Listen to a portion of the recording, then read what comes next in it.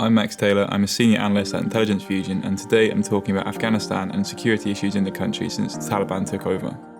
Afghanistan's always been a really challenging country to cover from an outsider looking in, from my perspective, but since the Taliban took over, I would say it's got somewhat more complicated in terms of trying to see what's going on from a security perspective in Afghanistan.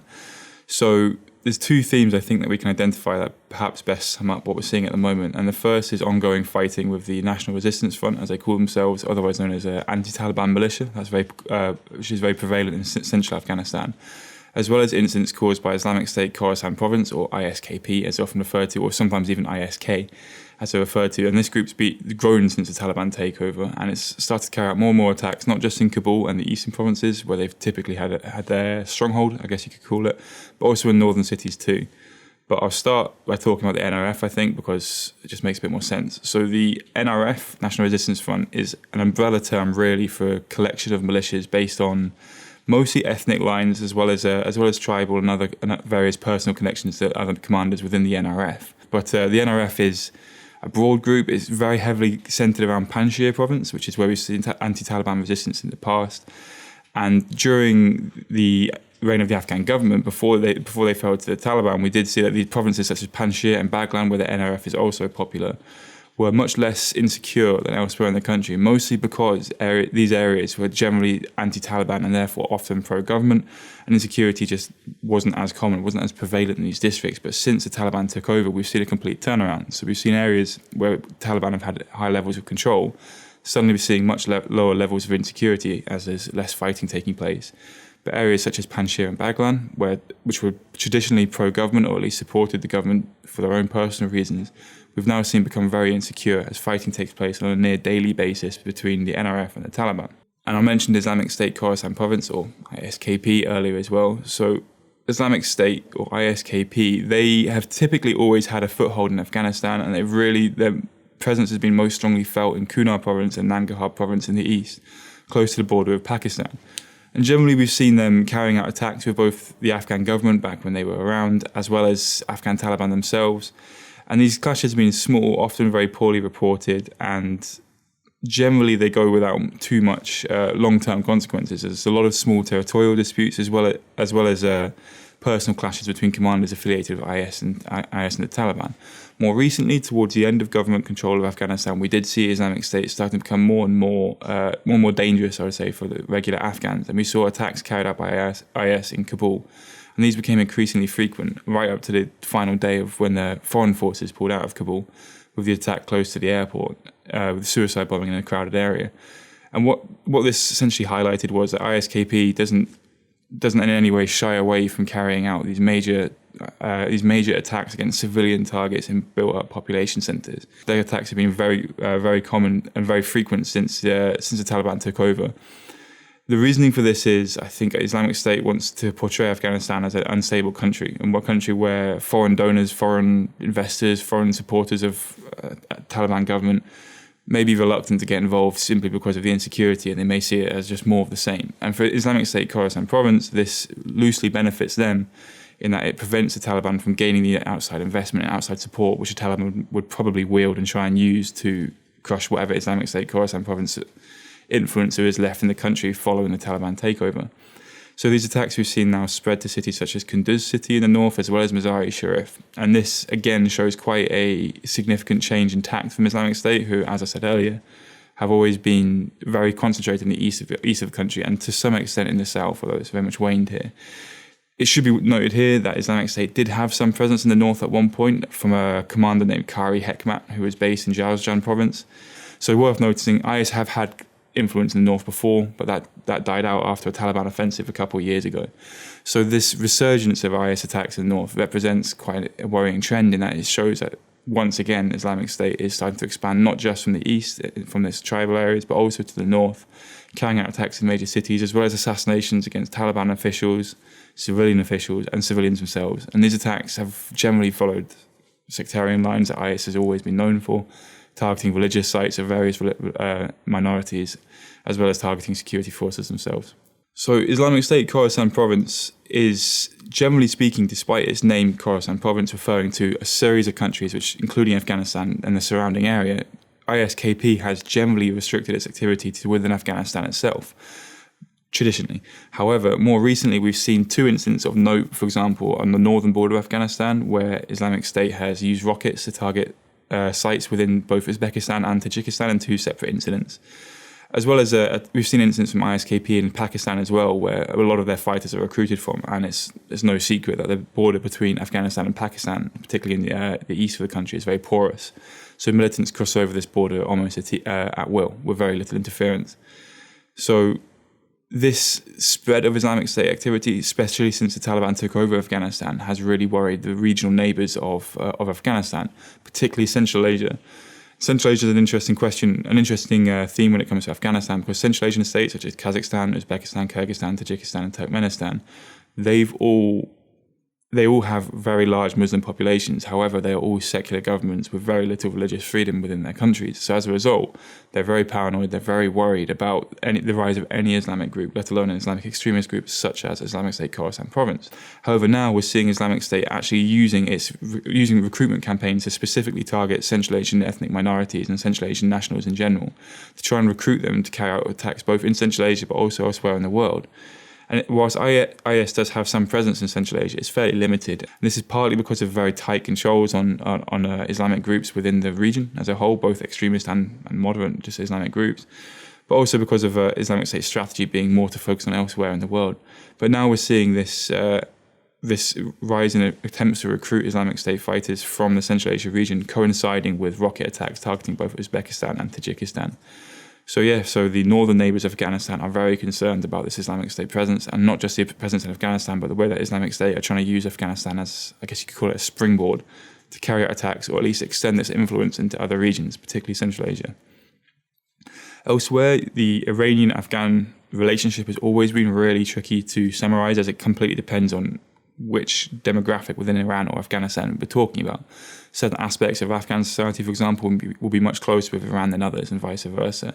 The Taliban, however, have generally been quite heavily opposed to the Iranians. So Iran's always had a very poor relationship with the Taliban. Incidents such as and themes such as Taliban persecution of Shia Hazaras in Afghanistan has also really worsened this relationship.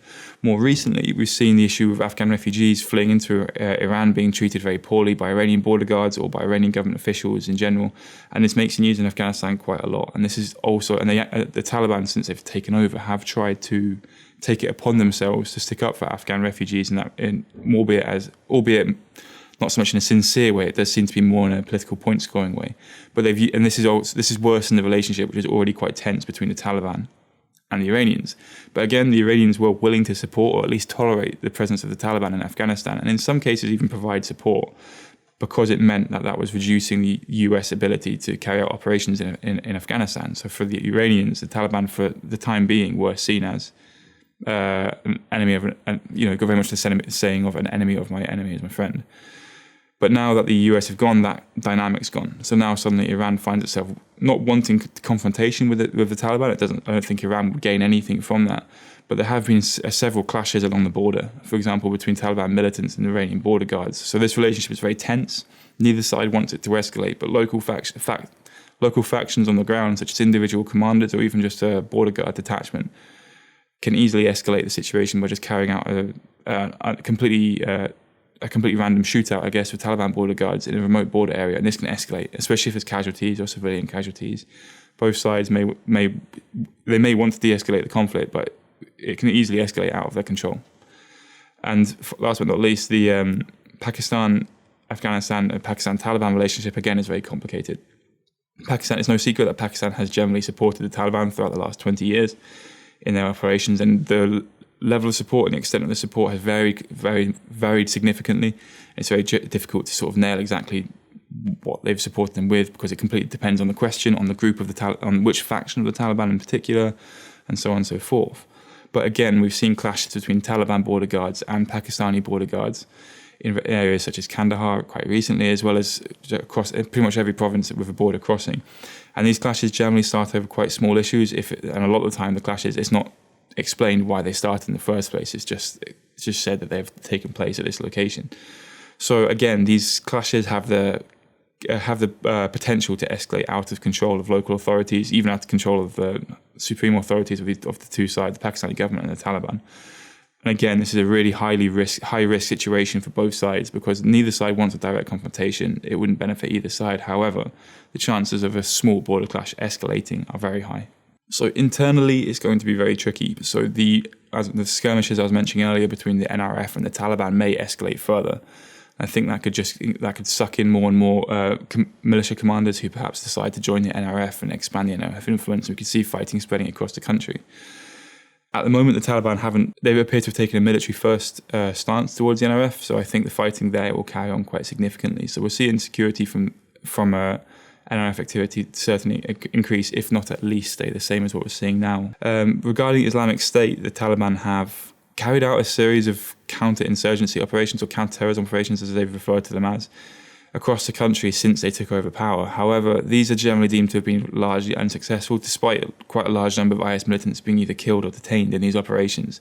Reason being that Islamic State appears to have decided to lay low during these, try to weather the storm, I guess you could say, and Islamic State activity carried on almost immediately after they ended. Albeit it ebbs and flows. It very much depends on the strategy at the time. But we're seeing a lot of unreported Islamic State activity as well, which you see references to in local media reporting, or a lot of unclaimed attacks. So, for example, a lot of assassinations of local figures, Taliban figures, whatever it may be, and we can't confirm that they are carried out by Islamic State a lot of the time, but it is often suspected in local media sources that this was carried out by Islamic State. So I think without a different approach to the counterterrorism theme in Afghanistan, I think the Taliban will struggle to maintain security in Afghanistan in the face of both the NRF, who are an insurgency, as well as the ISKP presence, which is now rapidly spreading across the country. So going forwards with the relationship with neighbouring states, it's hard to tell whether these will deteriorate or improve, simply because it completely depends on what initiatives the Taliban government take and when. So with Iran, I imagine these are going to stay largely the same. These are because the relationship between Iran and the Taliban is very long term. A small rapprochement between the Taliban and the Iranians may last for a certain period of time, but then there's every chance it may then go back to being a very hostile relationship. So I think we'll see this relationship continue to ebb and flow, but I think one guarantee of security between the two at the moment along the border is that neither the Iranian government nor the Afghan Taliban want any clashes. The Iranian government's got its own issues right now as we speak, with things such as social protests and labour unrest, as well as issues such as water shortages for farmland. And the Afghan Taliban is trying to portray itself as different and changed, despite evidence that they're very much more of the same. The Afghan Taliban is trying to appeal to the international community to show that we are investable. We are trying to build a secure country here. So it's not within either side's interest to clash here.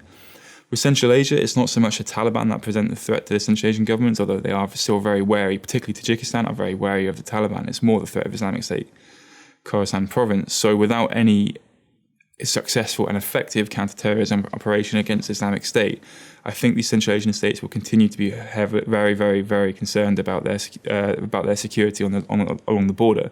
The recent rocket attacks against Uzbekistan and Tajikistan will only reinforce these concerns, and we've already seen both those countries improving their military, their border security in the area, and sending reinforcements in case of issues.